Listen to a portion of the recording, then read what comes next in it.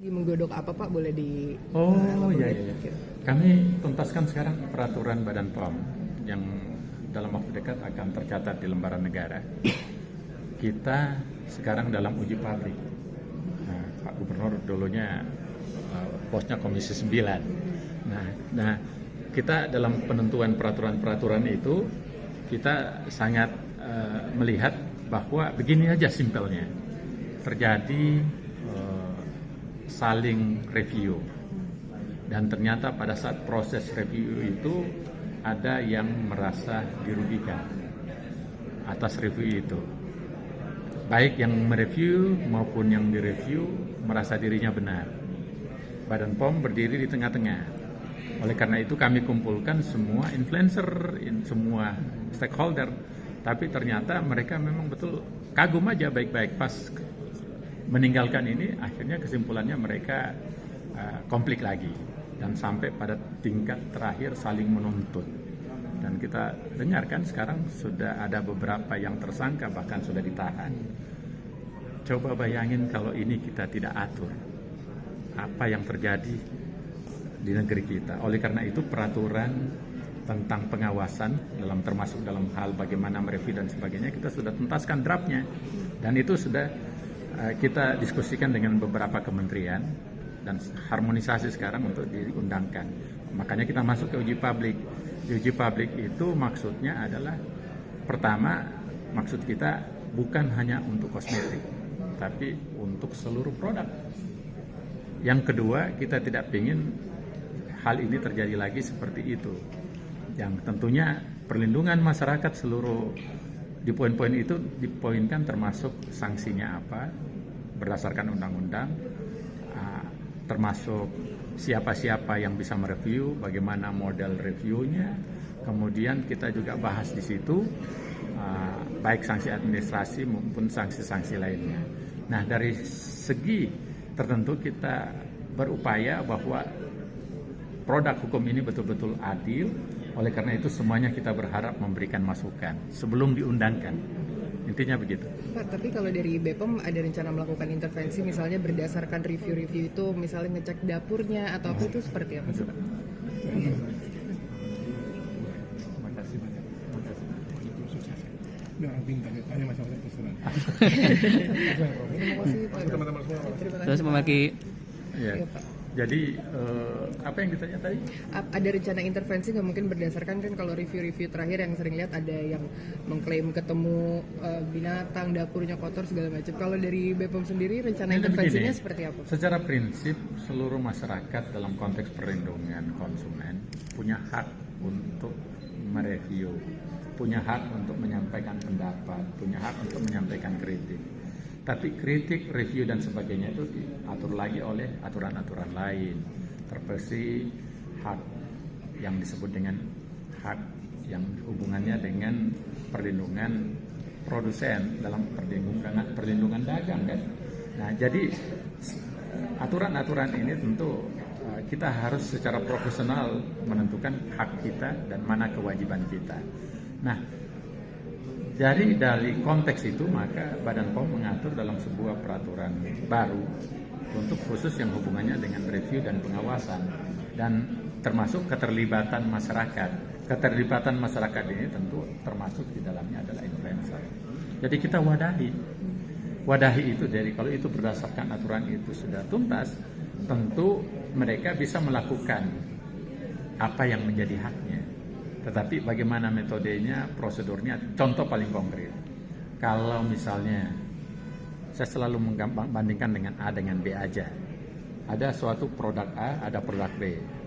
Iya kan? Nah, produk A itu boleh jadi karena dia bersaing bisnis, direview oleh orang yang senang pada produk B. Nah, kalau kita bebaskan mereka, tentu endingnya adalah saling menjelek-jelekan, saling menuntut, saling membuka rahasia dan sebagainya. Itu kan tidak boleh, karena ada peraturan yang berhubungan nomor 30 tentang rahasia dagang, tidak boleh disampaikan dan lama-kelamaan bisa saling tuntut menuntut. Nah, kita mau cegah itu terjadi. Tetapi kalau misalnya ada laporan dari masyarakat menemukan suatu produk bermasalah, laporkan ke kami yang bertindak, kami yang melakukan ini. Jadi tentu ada mekanismenya, mekanisme inilah yang kita atur, dan kita tidak otoriter, kita akan mendengarkan semua pihak. Makanya di beberapa kali kan kita undang lagi reviewer untuk tentang coba dibahas, bahkan kita terbuka sekarang, silakan masuk ke website yang hubungannya dengan produk regulasi baru. Nanti di situ ada draftnya yang bisa didiskusikan. Berikan masuk input kami dan ada kan tenggang waktunya sebelum kami putuskan. Silakan masukkan. Jadi kesimpulannya Badan POM akan berupaya untuk mengayomi semua pihak supaya perdagangannya, bisnisnya fair. Yang kedua, kita melindungi masyarakat luas supaya masyarakat luas tidak terkena imbasnya. Karena kita juga tidak mau masuk ke makanan nanti terjadi obat-obatan, itu kan bahaya sekali. Jadi kesimpulannya, keputusan atau peraturan baru yang kita buat tentang aturan review ini mengayomi semuanya, mengayomi industri, mengayomi para influencer, mengayomi para pihak, termasuk melindungi masyarakat luas. Jadi ada kebebasan ya Prof untuk improve para dari influencer-influencer itu? Ya tentu ada, tapi kan tetap ada aturan-aturan. Jadi kita seperti ada relnya kita tentukan, cara bagaimana menyampaikan pendapat ya ikutin rel itu. Kapan lewat dari rel itu ya tentu akan ada masalah.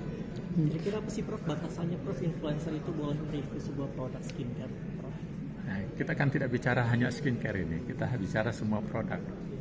Kita tahu bahwa produk skincare itu hanya sebagian kecil dari produk yang diurus oleh Badan POM. Itu bisa dilihat dari konten produknya. Kalau kita lihat produk pangan itu hampir 5.000 triliun. Kalau produk obat-obatan ada 1.000-an triliun. Kalau berhubungan dengan kosmetik itu 158 triliun. Jadi kita hitungannya kita mau atur bukan hanya yang berhubungan kosmetik, tapi semua hal yang menjadi tanggung jawab dan otoritas Badan POM. Saya kira begitu ya teman-teman. Prof, kemarin yang penemuan kosmetik ilegal yang di Tangsel itu kan katanya terancam 12 tahun penjara sama denda 5 miliar. Itu yang BPOM sendiri gimana? Yang melaporkan ke polisi atau enggak, itu masyarakat ini, dan sekarang kita akan masukkan pada tindak penyidikan untuk kita tingkatkan ke tahap tersangka, dan pada tahap itu nanti kita yang akan menuntut bukan Badan POM, nanti tentu kejaksaan. Kita melaporkan, nanti yang bertindak nanti polisi. Motifnya apa sih Pak? Motifnya, dia saya melihat ya motifnya motif bisnis. Bayangin produknya 5.000